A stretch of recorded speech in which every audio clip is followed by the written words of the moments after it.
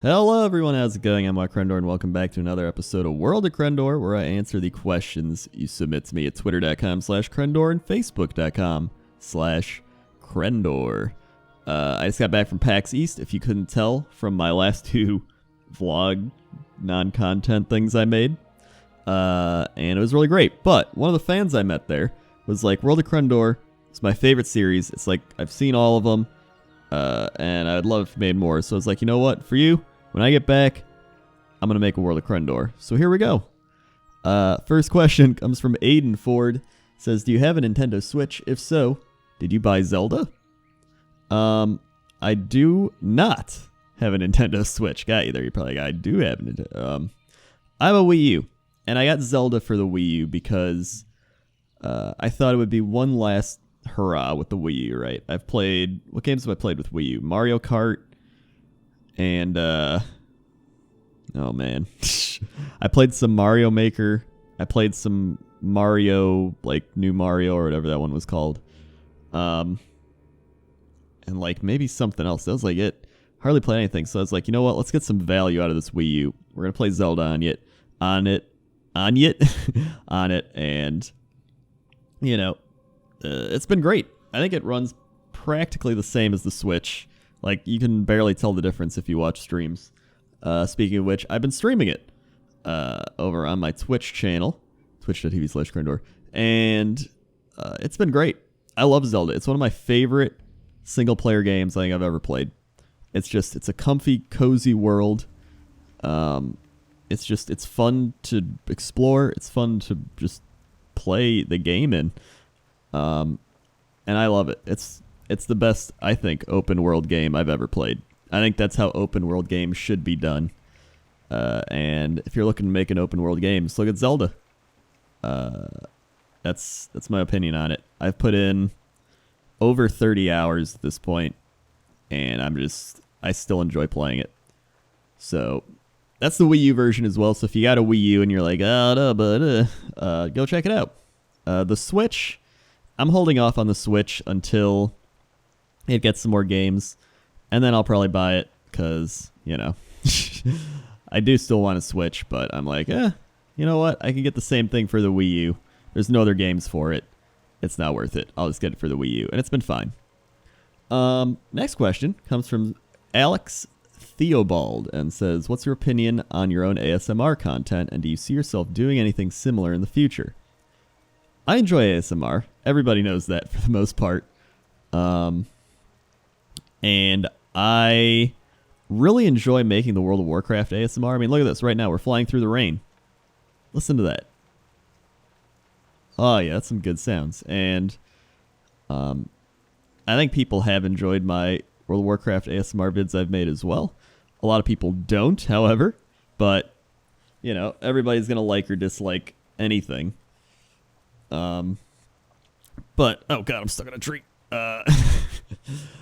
I do want to make more. I do love making these types of videos. I think they help people relax. I think it's something you can just put out in the background if you're working, if you're studying, if you're, you know, just playing a game, just whatever. Just having some like nice relaxing sounds with like even this type of video where it's just me flying around and talking, you know. I'm gonna keep flying around here because it's raining. So yeah, I do see myself doing more of that type of stuff in the future. Martin Lilu asks, how do you see Pandaria after all this time? Is it better than people make it out to be, or do you think it's the same still? I never thought Pandaria was terrible. It wasn't my favorite expansion, but I liked it more than Warlords of Draenor, to be honest. There are a lot of zones I still don't like there, but the zones that I did like the Valley of the Four Winds, I really liked. And going back and fishing there and doing a lot of the fishing quests made me realize how awesome the actual environment is. Like, it's a really peaceful type of environment. It's almost like Zelda-esque, but in World of Warcraft. But it's got that like Asian theme. It is a really peaceful environment. And I did enjoy some of the raids there. I didn't do a lot of raiding. Definitely not as much as I did in Legion. But I did enough to see the raids and be like, oh, I see. So I think Pandaria was a solid, like, middle of the road expansion, right? It wasn't the best. I don't think it was the worst, but I think it's right in the middle. Next question comes from Felix McDonald, and they say if you have to play one class and race combo for the rest of your life, for the rest of your time in WoW, what would it be and why? If I had to play one race and one class for the rest of my WoW time, I think it would either be a Tauren Druid, which is what I'm flying around on right now, or a Gnome Mage. And the reason being, Druids are really fun. They give you the ability to kind of play anything you're feeling. You can tank, you can melee DPS, you can range DPS. Like, you have all those abilities, or options more so. And I like Tauren. And I like being able to fly around as a bird and just be like, whoop, and then be like, whoop, you know? And Gnome Mage is fun because I've always liked gnomes. People hate gnomes, but you know what? I like gnomes, okay? I've always liked gnomes. I think they're cool. And someone's be like, you're dumb, stupid, but you know what? Everybody says that about anything. And I like mages. You can teleport everywhere. You do a lot of ranged spell damage, and it's just fun to do lots of spells and be like, you can polymorph stuff, you blink around. I think mages are really fun. And I think druids and mages are probably two of my favorite classes, and then priest is probably a third. But between those two, I'd probably pick druid just so I had more options of stuff I could do, but it's very close. Next question comes from Cyber Killswitch, and they say, what was your worst flight experience? Oh my god. Yesterday was definitely pretty bad. That was coming back from Boston because I was like super anxious about making it home. So I was like, please don't let me get stuck in this blizzard or in Boston. I just want to go home and play video games and make videos and whatever. Luckily we made it out. But there's a lot of crazy stuff that happened in the airport that I'm saving for Cox and Crendor when we make one later today. So yeah. But aside from that, it's just been like some crazy stories. Like we're on the one airplane ride back we're coming back from BlizzCon. I told this story on Cox and Crendor. The guy sitting next to us was like this like 50-year-old guy who was just like, hey. And he just kept talking to me. And then he's like, so yeah, I used to deal coke. And I was like, what? And then he told his whole life story. And then he turned the front, right? He used to have a front where he sold coke out of. So I guess it was like some car dealership thing. He turned that into an actual business. He stopped selling coke. He just like turned his life around. And then now he like makes coffee trucks or something. And he's talking about his kids. He's like, yeah, my daughter's bulimic. And I was like, why are you telling me? Why are you telling me your life story? Why are you telling me these like deep things about the people in your family? It was so weird. That's probably, granted, that being my worst flight experience was still a funny story to tell. And, you know, it wasn't like I was going to crash or something like what happened to Jesse recently. So my flight experience has actually been pretty all right. Thank God. Knock on wood. Next question comes from Joshua Jackson. They say, why do you get along with Jesse so well? What is it about your personalities that mesh so well? I think it's just that we're kind of complete opposites in terms of what we bring to the table. Jesse, when you watch Jesse, right? I notice this when we meet a lot of fans and a lot of that type of stuff too. People watch Jesse are watching him to kind of cheer up, right?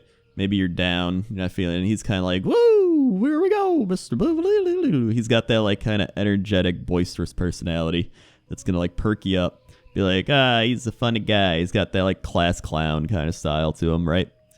And that brings in a lot of attention to him because people want to be around him because they make him feel good, right? Or it makes them feel good to be around somebody like that. It's like, he's a funny guy. While me, I'm almost the polar opposite of that, right? I'm very chill. I mean, I'm very dry. I love sarcasm. I can be cynical, and just monotone. You know, I'm not like, yeah, bye, here we go. I'm here. I'm monotone. We're going to roll with this voice. Maybe sometimes I'll, go up or down one, like, decibel level. That's what you're getting, And I think a lot of people watch me to relax or just chill or have some background noise. And a lot of people take that. When I tell them that, I'm like, oh, yeah, a lot of people, like, watch my videos to, like, relax or fall asleep. And they're like, wow, people actually tell you that? And I'm like, what? Like, it's almost like they think it's an insult. And I'm like, I don't think it's an insult. Like, I watch a lot of people to fall asleep. That's like saying Bob Ross, saying like I watch Bob Ross to fall asleep. That's not an insult. Like, Bob Ross would feel great about that. I'm like, almost feel as if I'm like a World of Warcraft Bob Ross, except instead of painting, I'm just, I don't know what I'm doing. That's the other half. I don't know what I'm doing. I'm just throwing stuff together and being like, I hope this works. Sometimes it does, sometimes it doesn't. But yeah, I think that's why it works. It's kind of like the yin yang type thing, where we're just the opposites, and it kind of just meshes really well together. And I think that's what a lot of tandems or duos actually have. Is they have kind of like differing personalities. If you have two similar personalities, right, it's gonna be weird because then you have two people that are the same, and it's kind of like they clash a bit. Not always, but a lot of times I've noticed that they do actually clash a lot because maybe they both like to talk a lot, and then one of them doesn't get to talk a lot because the other one's talking a lot, and they're like, I don't like them, they talk a lot, right? It's that type of thing. Or if it's two people that don't talk a lot, it's like it. So it works because he can talk a lot. I can throw in some little dry comments, sarcasm, like, yeah, whatever. Like, he's like, don't you love this thing? And I'm like, no. He's like, don't you just want to travel the world? I'm like, no. Right? I don't. It's not even me just being like, no, I don't. I really don't. Right? It's just, I'm being me. Especially after this last Boston trip, I had anxiety just being like, I want to get home. I don't want to be stuck here. I was like, this is why I hate traveling. Right? It's not worth it to me. So yeah, I think that answers the question. Jesse Roberts asks, OOC, you worried about the Packers losing seemingly half their O-line? Thank you for that question. I was waiting for the sports question. So, NFL free agency is going on. This could be a minute or two of me just rambling about NFL stuff. Packers have lost a lot of players. They lost Julius Peppers, who I think is still good. I would have wanted to keep him, but what are you going to do?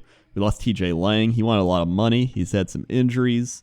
So, as much as you like to keep him, we do have some replacements. We got Jason Spriggs, drafted him last year, solid guard. We're going to slide him in. He played pretty well this year. We're also probably going to draft somebody in the draft. I think we're going to be fine. We've lost a lot of offensive linemen before. They usually get replaced pretty well. We have a pretty good coaching staff for offensive linemen. We're going to be great. We signed Martellus Bennett. We signed Lance Kendricks, another good tight end. So we've got some pretty good tight end free agency signings going on. I think the main thing is the Packers need defense. They need a corner. We signed Devon House. He left Jacksonville. Solid number 2 or 3 corner. All right, you slot him in. I think we draft a guy, right? I'm starting into like ESPN NFL analysts. We do this thing. We make it big. Blah, blah. I think we're going to draft defense, a lot of defense. I think we're going to draft a running back. We're going to draft a wide receiver, an offensive lineman. All right, that's 3. You got 7 rounds. We're going to go defensive lineman, linebacker, corner. Boom. That's my draft. That's how I would draft if I were them. I think it's going to go great. I think we're going to be good. I think people over panic. They're just like, I hate this GM. We need to fire him just because he's letting people go. It's like, dude, do you not understand like contracts and like they'll freak out about players? And I'm like, dude, that guy didn't even play that well. You watch the games? You know what you're talking about? I play Madden, all right? That's kind of like a little funny inside joke. People are like, I play Madden. I know what I do. And it's like, dude, you're going to compare Madden and like real life. Like, I enjoy playing Madden. I love playing it like an actual football simulator and like building teams, but it's nowhere near like the same intensity of being in a real life general manager and shit, you know?